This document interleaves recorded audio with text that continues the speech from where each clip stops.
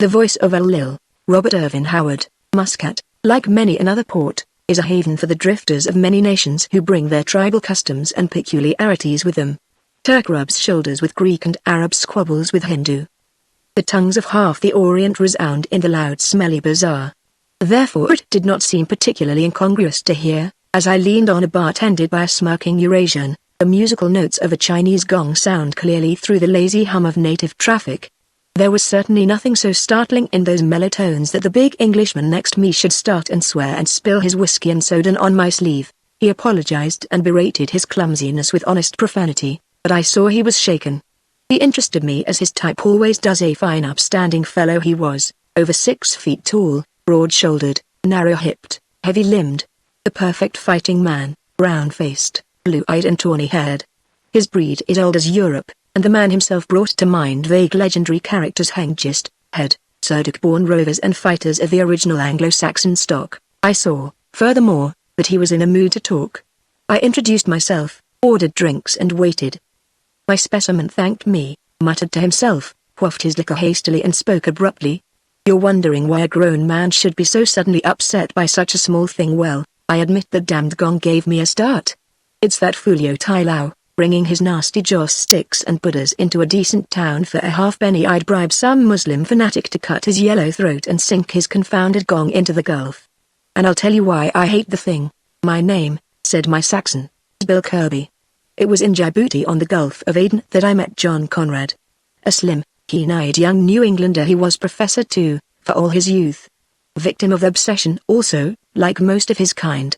He was a student of bugs, and it was a particular bug that had brought him to the East Coast, or rather, the hope of the blooming beast, for he never found it. It was almost uncanny to see the chap work himself into a blaze of enthusiasm when speaking on his favorite subject. No doubt he could have taught me much I should know, but insects are not among my enthusiasms, and he talked, dreamed and thought of little else at first. Well, we paired off well from the start. He had money and ambitions and I had a bit of experience and a roving foot. We got together a small, modest but efficient safari and wandered down into the back country of Somaliland. Now you'll hear it spoken today that this country has been exhaustively explored, and I can prove that statement to be a lie. We found things that no white man has ever dreamed of. We had trekked for the best part of a month and had gotten into a part of the country I knew was unknown to the average explorer. The veldt and thorn forests gave way to what approached real jungle, and what natives we saw were a thick-lipped, low-browed, dog-toothed breed not like the Somali at all. We wandered on though. Our porters and Askari began muttering among themselves. Some of the black fellows had been hobnobbing with them and telling them tales that frightened them from going on. Our men wouldn't talk to me or Conrad about it, but we had a camp servant, a half-caste named Selim, and I told him to see what he could learn. That night he came to my tent. We had pitched camp in a sort of big glade and had built a thorn boma, for the lions were raising merry cane in the bush. Master, said he in the mongrel English he was so proud of, them black fella he is scaring the porters and Askari with bad talk. They be tell about a mighty curse on the country in which we go to, and... He stopped short, turned ashy, and my head jerked up. Out of the dim, jungle-haunted mazes of the south whispered a haunting voice. Like the echo of an echo it was, yet strangely distinct, deep, vibrant, melodious. I stepped from my tent and saw Conrad standing before a fire, taut and tense as a hunting hound. Did you hear that? He asked. What was it? A native drum, I answered, but we both knew I lied. The noise and chatter of our natives about their cooking fires had ceased as if they had all died suddenly. We heard nothing more of it that night, but the next morning we found ourselves deserted.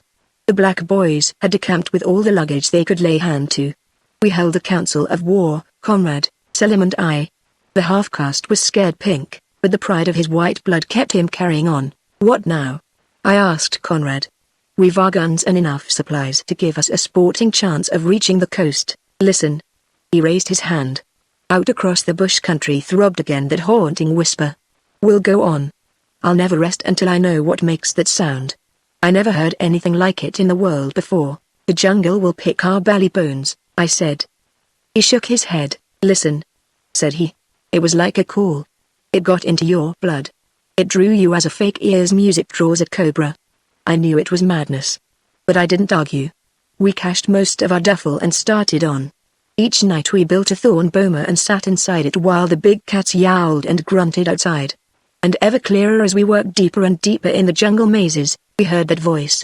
It was deep, mellow, musical. It made you dream strange things. It was pregnant with vast age. The lost glories of antiquity whispered in its booming. It centered in its resonance all the yearning and mystery of life, all the magic soul of the East. I awoke in the middle of the night to listen to its whispering echoes, and slept to dream of sky-towering minarets, of long ranks of bowing, brown-skinned worshippers, of purple-canopied peacock thrones and thundering golden chariots. Conrad had found something at last that rivaled his infernal bugs in his interest. He didn't talk much. He hunted insects in an absent-minded way. All day he would seem to be in an attitude of listening, and when the deep golden notes would roll out across the jungle, he would tense like a hunting dog on the scent, while into his eyes would steal a look strange for a civilized professor. By Jove, it's curious to see some ancient primal influence steal through the veneer of a cold-blooded scientist's soul and touch the red flow of life beneath. It was new and strange to Conrad. Here was something he couldn't explain away with his newfangled, bloodless psychology. Well, we wandered on in that mad search, for it's the white man's curse to go into hell to satisfy his curiosity. Then in the grey light of an early dawn the camp was rushed. There was no fight. We were simply flooded and submerged by numbers. They must have stolen up and surrounded us on all sides, for the first thing I knew, the camp was full of fantastic figures and there were half a dozen spears at my throat. It rasped me terribly to give up without a shot fired, but there was no bettering it, and I cursed myself for not having kept a better lookout. We should have expected something of the kind, with that devilish chiming in the south. There were at least 100 of them, and I got a chill when I looked at them closely. They weren't black boys and they weren't Arabs. They were lean men of middle height, light yellowish-brown, with dark eyes and big noses. They wore no beards and their heads were close-shaven. They were clad in a sort of tunic, belted at the waist with a wide leather girdle, and sandals. They also wore a queer kind of iron helmet, peaked at the top, open in front and coming down nearly to their shoulders behind and at the sides. They carried big metal-braced shields, nearly square, and were armed with narrow-bladed spears, strangely made bows and arrows, and short straight swords such as I had never seen before or since. They bound Conrad and me hand and foot and they butchered Selim then and cut his throat like a pig while he kicked and howled. A sickening sight. Conrad nearly fainted and I dare say I looked a bit pale myself. Then they set out in the direction we had been heading, making us walk between them, with our hands tied behind our backs and their spears threatening us.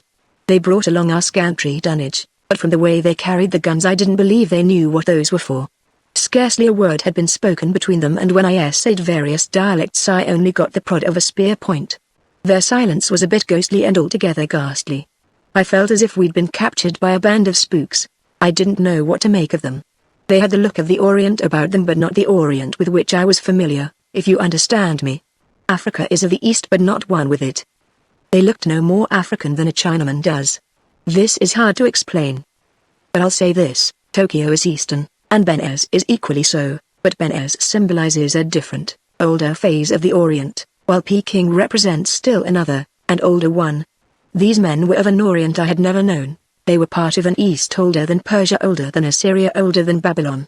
I felt it about them like an aura and I shuddered from the gulfs of time they symbolized. Yet it fascinated me, too. Beneath the Gothic arches of an age-old jungle, speared along by silent Orientals whose type has been forgotten for God knows how many eons, a man can have fantastic thoughts. I almost wondered if these fellows were real, or but the ghosts of warriors dead 4,000 years. The trees began to thin and the ground sloped upward. At last we came out upon a sort of cliff and saw a sight that made us gasp. We were looking into a big valley surrounded entirely by high, steep cliffs, through which various streams had cut narrow canyons to feed a good-sized lake in the center of the valley. In the center of that lake was an island, and on that island was a temple, and at the farther end of the lake was a city. No native village of mud and bamboo, either. This seemed to be of stone, yellowish-brown in color. The city was walled and consisted of square-built, flat-topped houses, some apparently 3 or 4 stories high. All the shores of the lake were in cultivation and the fields were green and flourishing, fed by artificial ditches. They had a system of irrigation that amazed me. But the most astonishing thing was the temple on the island. I gasped, gaped and blinked. It was the Tower of Babel true to life.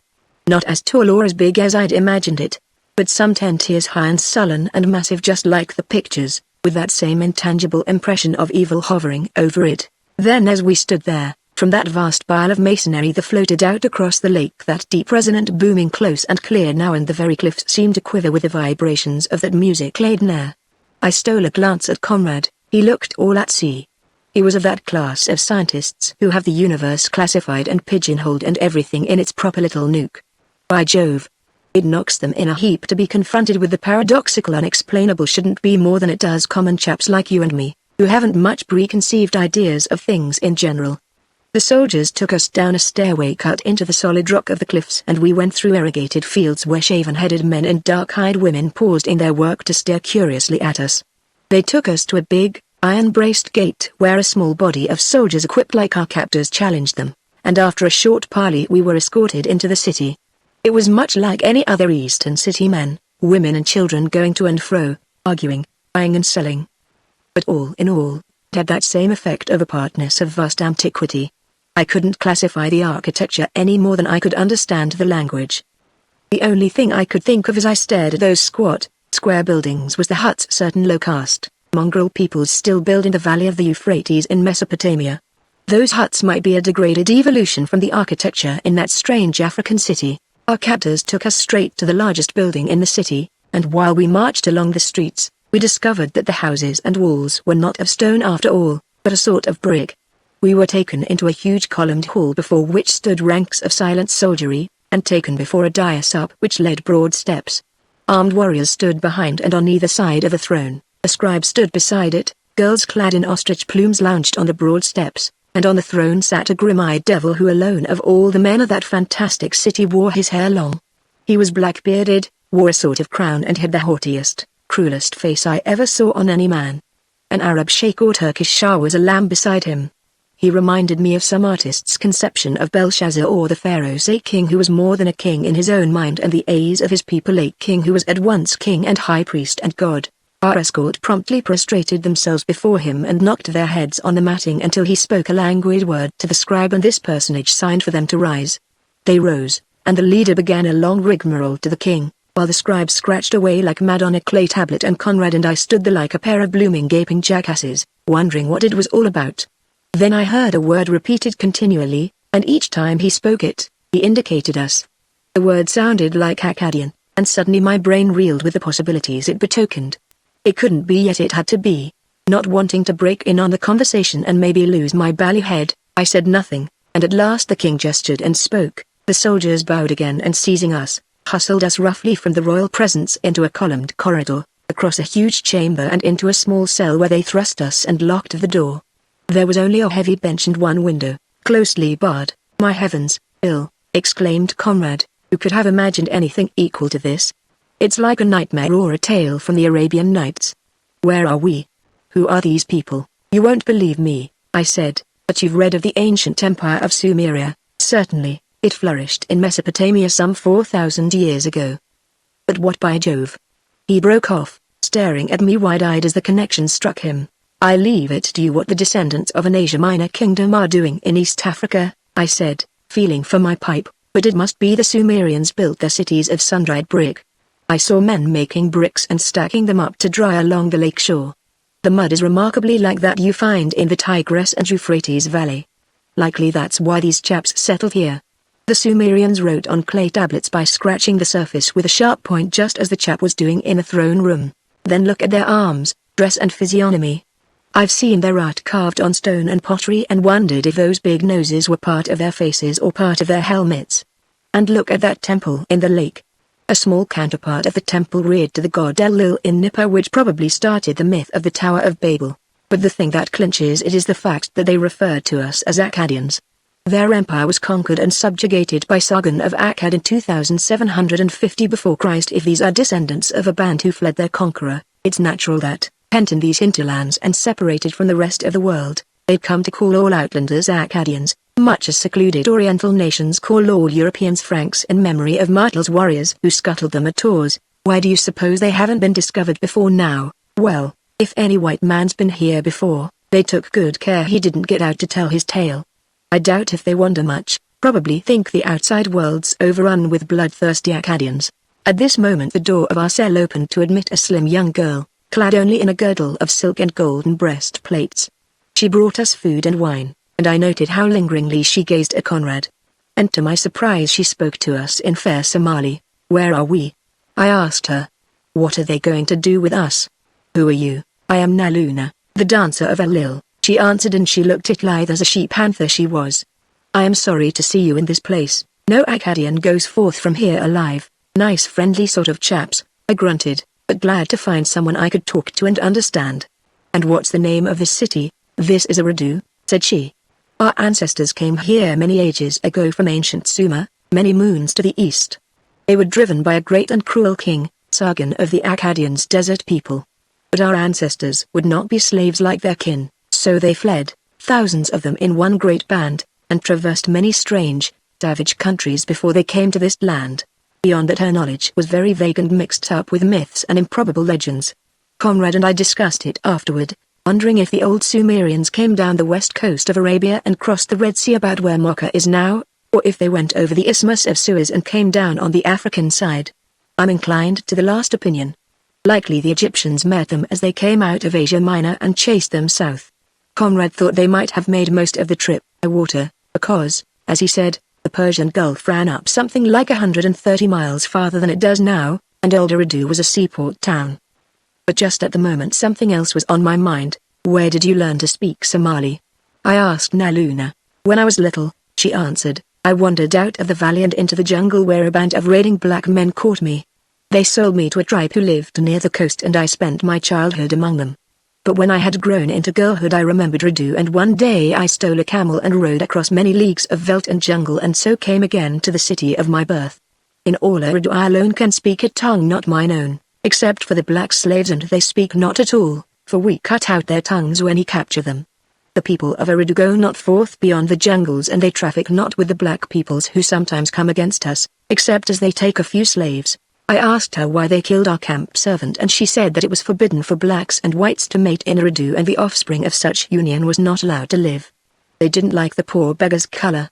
Naluna could tell us little of the history of the city since its founding, outside the events that had happened in her own memory, which dealt mainly with scattered raids by a cannibalistic tribe living in the jungles to the south, petty intrigues of court and temple, crop failures and the like. The scope of a woman's life in the east is much the same, whether in the palace of Akbar, Cyrus or Abunipal.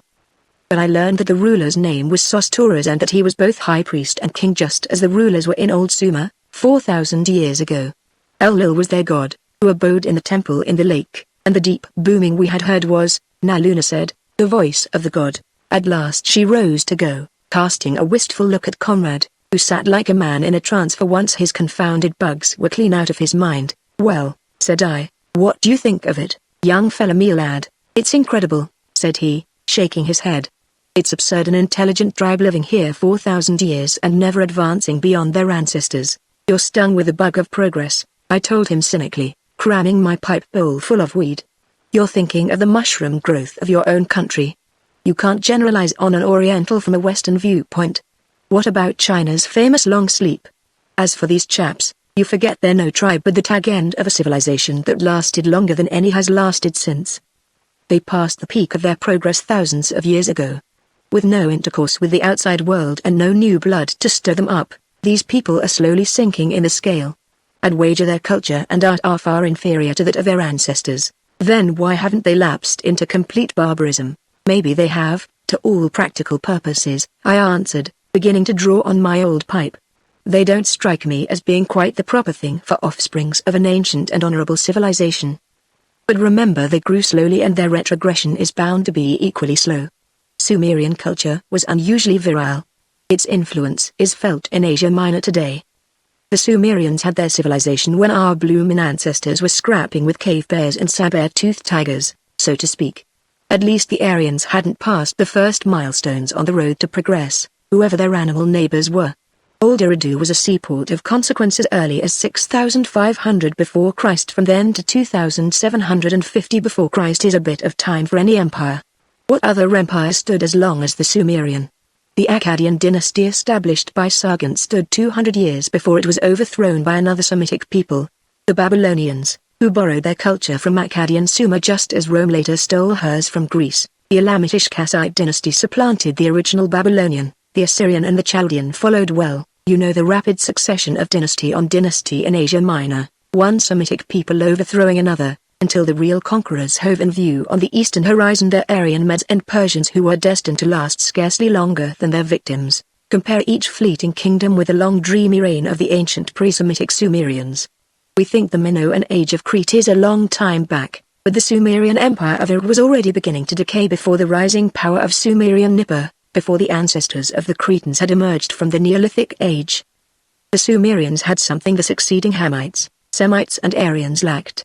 They were stable. They grew slowly and if left alone would have decayed as slowly as these fellows are decaying. Still and all, I note these chaps have made one advancement. Notice their weapons? Old Sumer was in the Bronze Age. The Assyrians were the first to use iron for anything besides ornaments. But these lads have learned to work iron, probably a matter of necessity. No copper hereabouts but plenty of iron ore, I dare say. But the mystery of Sumer still remains, Conrad broke in. Who are they? Whence did they come?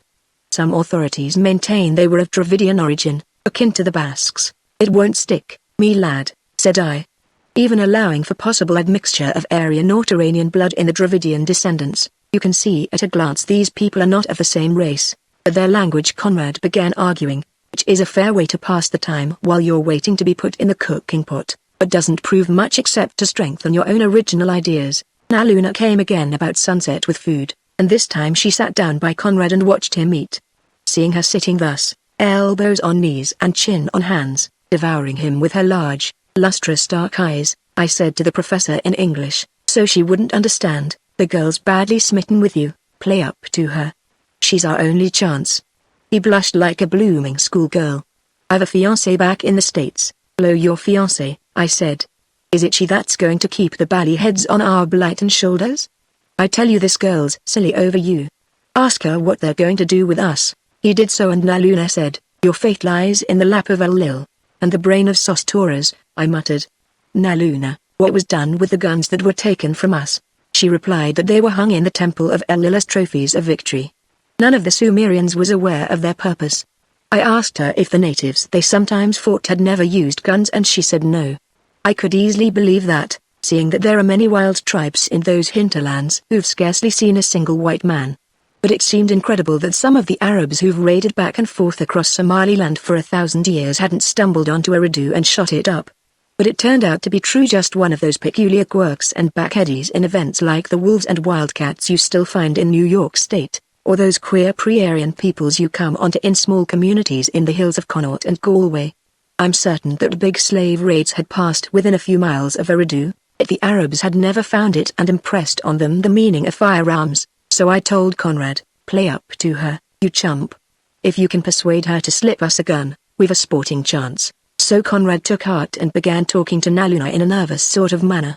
Just how he'd have come out, I can't say, for he was little of the Don Juan, but Naluna snuggled up to him, much to his embarrassment, listening to his stumbling Somali with her soul in her eyes. Love blossoms suddenly and unexpectedly in the east, however. A peremptory voice outside our cell made Naluna jump half out of her skin and sent her scurrying, but as she went she pressed Conrad's hand and whispered something in his ear that we couldn't understand, but it sounded highly passionate. Shortly after she had left, the cell opened again and there stood a file of silent dark-skinned warriors. A sort of chief, whom the rest addressed as Gorat, motioned us to come out.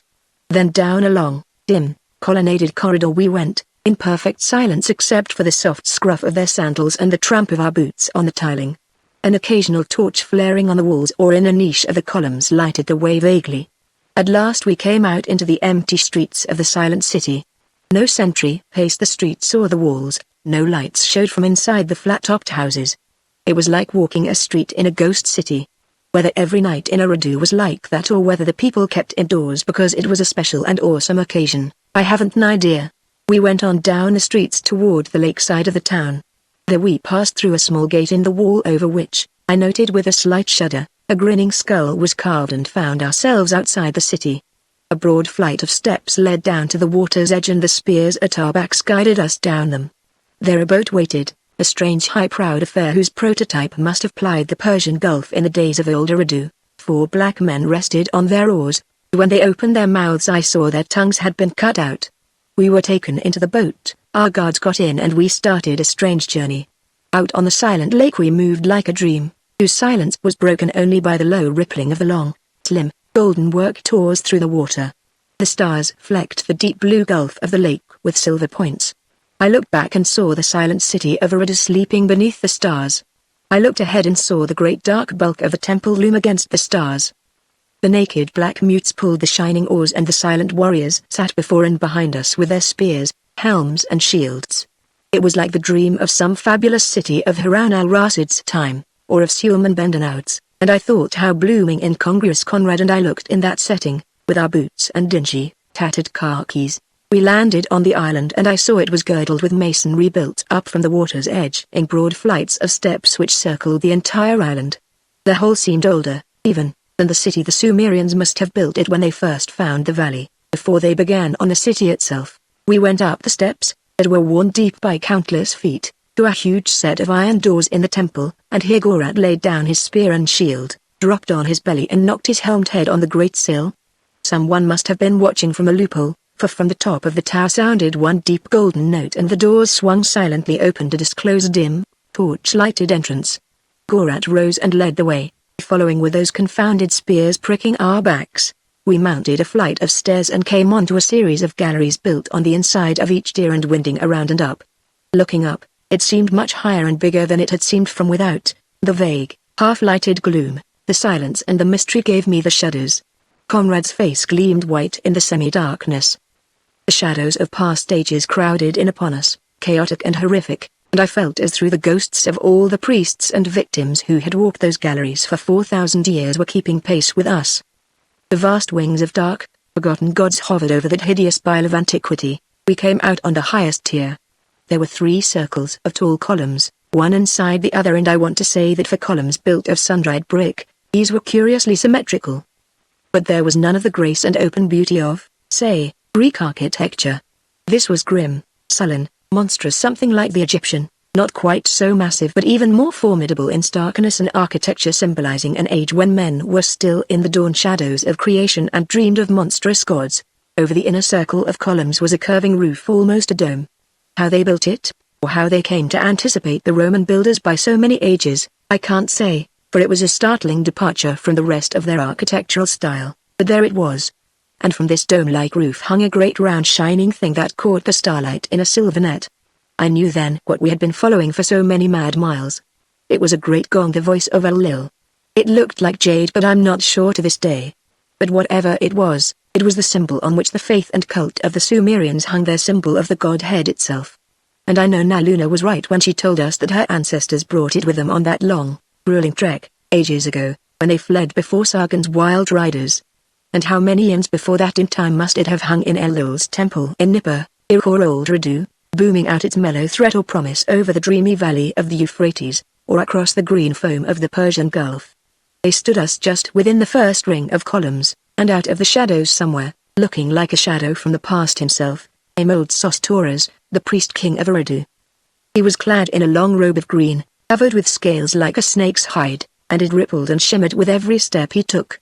On his head he wore a headpiece of waving plumes, and in his hand he held a long-shafted golden mallet.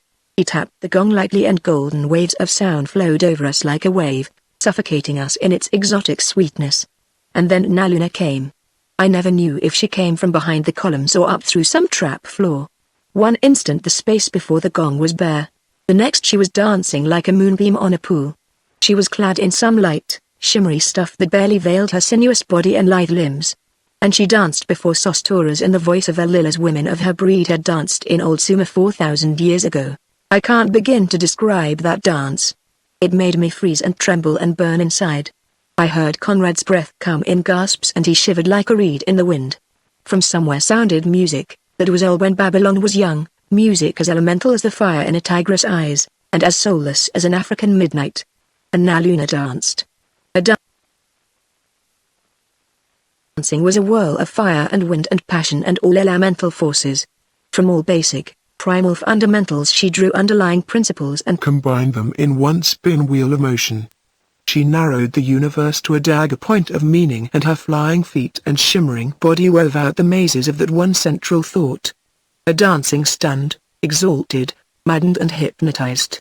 As she whirled and spun, she was the elemental essence, one and a part of all powerful impulses and the moving or sleeping powers: the sun, the moon, the stars, the blind groping of hidden roots to light, the fire from the furnace, the sparks from the anvil, the breath of the fawn, the talons of the eagle. Now Luna danced, and her dancing was time and eternity, the urge of creation and the urge of death, birth and dissolution in one, age and infancy combined. My dazed mind refused to retain more impressions. The girl merged into a whirling flicker of white fire before my dizzy eyes, then Sostorus struck one light note on her voice and she fell at his feet, a quivering white shadow. The moon was just beginning to glow over the cliffs to the east. Their warriors seized Conrad and me, and bound me to one of the outer columns. Him they dragged to the inner circle and bound to a column directly in front of the great gong. And I saw now Luna, white in the growing glow, gaze drawnly at him, then shoot a glance full of meaning at me, as she faded from sight among the dark sullen columns. Old Sostorus made a motion and from the shadows came a wizened black slave who looked incredibly old. He had the withered features and vacant stare of a deaf mute, and the priest king handed the golden mallet to him. Then Sostorus fell back and stood beside me, while Gorat bowed and stepped back a pace and the warriors likewise bowed and backed still further away. In fact, they seemed most blooming anxious to get as far away from that sinister ring of columns as they could. There was a tense moment of waiting.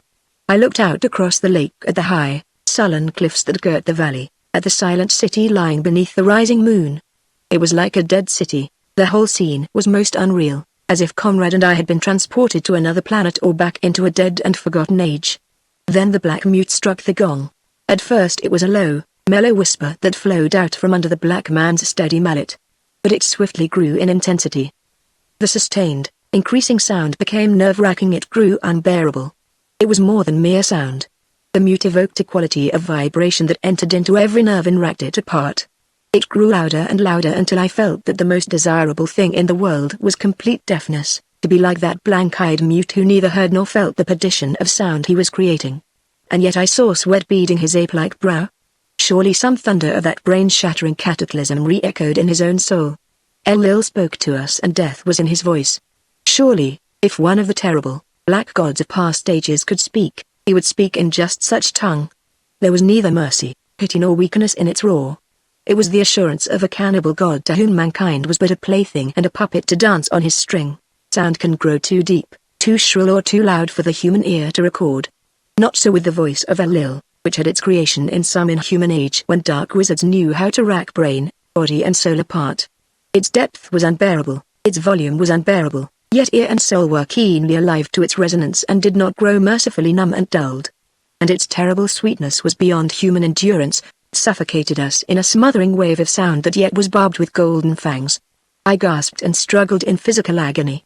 Behind me I was aware that even old Sostorus had his hands over his ears, and Gorat grovelled on the floor, grinding his face into the bricks, and if it so affected me, who was just within the magic circle of columns, and those Sumerians who were outside the circle, what was it doing to Conrad, who was inside the inner ring and beneath that domed roof that intensified every note? Till the day he dies Conrad will never be closer to madness and death than he was then. He writhed in his bonds like a snake with a broken back, his face was horribly contorted, his eyes distended, and foam flecked his livid lips. But in that hell of golden, agonizing sound I could hear nothing. I could only see his gaping mouth and his frothy, flaccid lips, loose and writhing like an imbecile's. But I sensed he was howling like a dying dog. Oh, the sacrificial dagger of the Semites was merciful. Even Moloch's lurid furnace was easier than the death promised by this rending and ripping vibration that armed sound waves with venomed talons. I felt my own brain was brittle as frozen glass. I knew that a few seconds more of that torture and Conrad's brain would shatter like a crystal goblet and he would die in the black raving of utter madness. And then something snapped me back from the mazes I'd gotten into. It was the fierce grasp of a small hand on mine, behind the column to which I was bound. I felt it tug at my cords as if a knife edge was being passed along them, and my hands were free. I felt something pressed into my hand and a fierce exultation surged through me. I'd recognized the familiar checkered grip of my Webley .44 in 1000. I acted in a flash that took the whole gang off guard. I lunged away from the column and dropped the black mute with a bullet through his brain, wheeled and shot old Sostorus through the belly. He went down, spewing blood, and I crashed a volley square into the stunned ranks of the soldiers. At that range I couldn't miss. 3 of them dropped and the rest woke up and scattered like a flock of birds.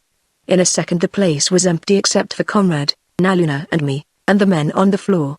It was like a dream. The echoes from the shots still crashing, and the acrid scent of powder and blood knifing the air. The girl cut Conrad loose and he fell on the floor and yammered like a dying imbecile. I shook him but he had a wild glare in his eyes and was frothing like a mad dog, so I dragged him up, shoved an arm under him and started for the stair. We weren't out of the mess yet, by a long shot. Down those wide, winding, dark galleries we went, expecting any minute to be ambushed, but the chaps must have still been in a bad funk, because we got out of that hellish temple without any interference. Outside the iron portals Conrad collapsed and I tried to talk to him, but he could neither hear nor speak. I turned to Naluna. Can you do anything for him? Her eyes flashed in the moonlight. I have not defied my people and my god and betrayed my cult and my race for naught. I stole the weapon of smoke and flame, and freed you, did I not?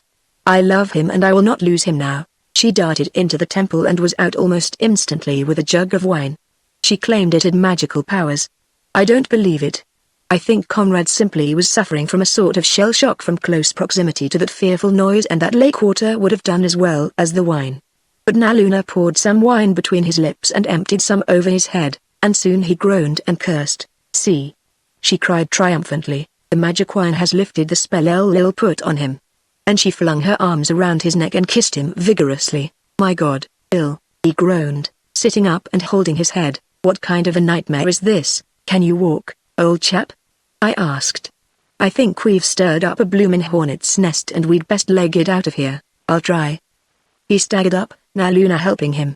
I heard a sinister rustle and whispering in the black mouth of the temple, and I judged the warriors and priests inside were working up their nerve to rush us. We made it down the steps in a great hurry to where lay the boat that had brought us to the island. Not even the black rowers were there. An axe and shield lay in it, and I seized the axe and knocked holes in the bottoms of the other boats which were tied near it. Meanwhile the big gong had begun to boom out again, and Conrad groaned and writhed as every intonation rasped his raw nerves. It was a warning note this time, and I saw lights flare up in the city and heard a sudden hum of shouts float out across the lake. Something hissed softly by my head and slashed into the water. A quick look showed me Gorat standing in the door of the temple bending his heavy bow. I leapt in, Naluna helped Conrad in, and we shoved off in a hurry to the accompaniment of several more shafts from the charming Gorat, one of which took a lock of hair from Naluna's pretty head. I laid to the oars while Naluna steered and Conrad lay on the bottom of the boat and was violently sick. We saw a fleet of boats put out from the city, and as they saw us by the gleam of the moon, a yell of concentrated rage went up that froze the blood in my veins. We were heading for the opposite end of the lake and had a long start on them, but in this way we were forced to round the island, and we'd scarcely left it astern when out of some nook leapt a long boat with 6 warriors. I saw Gorat in the bows with that confounded bow of his. I had no spare cartridges, so I laid to it with all my might, and Conrad, somewhat green in the face, took the shield and rigged it up in the stern, which was the saving of us, because Gorat hung within bowshot of us all the way across the lake, and he filled that shield so full of arrows it resembled a blooming porcupine. You'd have thought they'd had plenty after the slaughter I made among them on the roof, but they were after us like hounds after a hare. We'd a fair start on them, but Gorat's 5 rowers shot his boat through the water like a racehorse, and when we grounded on the shore, they weren't half a dozen jumps behind us. As we scrambled out, I saw it was either make a fight of it there and be cut down from the front, or else be shot like rabbits as we ran. I called to Naluna to run, but she laughed and drew a dagger. She was a man's woman, that girl. Gorat and his merry men came surging up to the landing with a clamor of yells and a swirl of oars. They swarmed over the side like a gang of bloody pirates, and the battle was on. Luck was with Gorat at the first pass, for I missed him and killed the man behind him. The hammer snapped on an empty shell, and I dropped the Webley and snatched up the axe just as they closed with us. By Jove! It stirs my blood now to think of the touch-and-go fury of that fight. Knee-deep in water we met them, hand to hand, chest to chest. Conrad brained one with a stone he picked from the water, and out of the tail of my eye, as I swung for Gorat's head, I saw Naluna spring like a she-panther on another, and they went down together in a swirl of limbs and a flash of steel.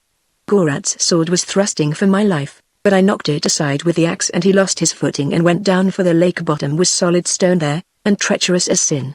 One of the warriors lunged in with a spear, but he tripped over the fellow Conrad had killed. His helmet fell off and I crushed his skull before he could recover his balance. Gorat was up and coming for me, and the other was swinging his sword in both hands for a death blow, but he never struck, for Conrad caught up the spear that had been dropped, and spitted him from behind, neat as a whistle. Gorat's point raked my ribs as he thrust for my heart, and I twisted to one side, and his upflung arm broke like a rotten stick beneath my stroke but saved his life.